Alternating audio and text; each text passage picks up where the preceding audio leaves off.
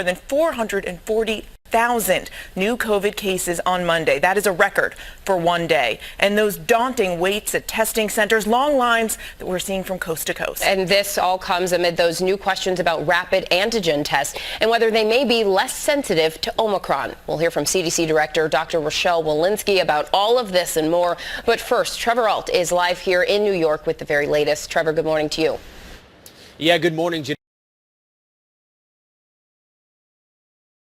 Just then.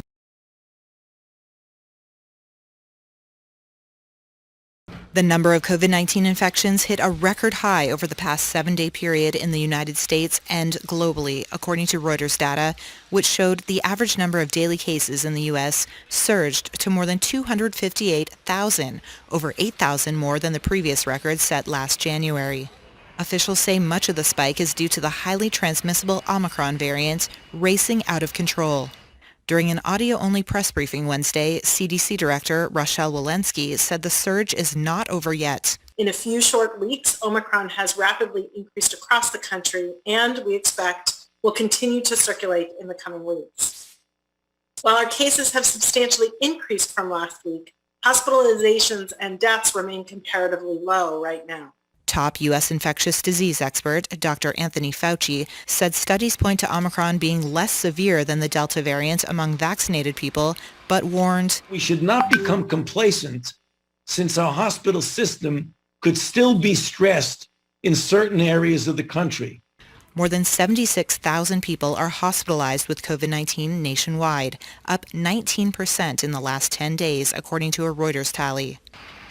WHO Director Tedros Adhanom Ghebreyesus sounded the alarm for global cases Wednesday. Delta and Omicron are twin threats that are driving up cases to record numbers, which again is leading to spikes in hospitalizations and deaths.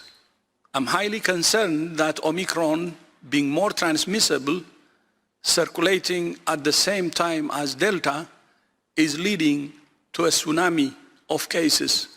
Britain, Italy, Spain, Portugal, Greece, Cyprus, and Malta all registered record numbers of new cases on Tuesday.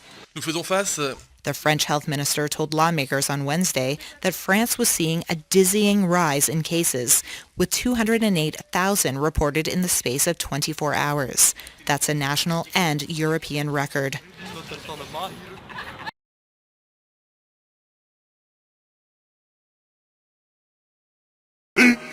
15 minutes later. Seen at testing sites. I was looking for a test about a week ago. I have symptoms, so I just wanted to make sure before I could go back to work. That's all. Make sure I'm okay to head back to work. 5 states currently reporting more new COVID cases than at any other point in the pandemic. Cases in Florida, Georgia, and Washington, D.C. tripling in the past week. Experts now forecasting we'll have lost 863,000 American lives to the virus by January 22nd, with the U.S. now averaging more than 240,000 cases a day.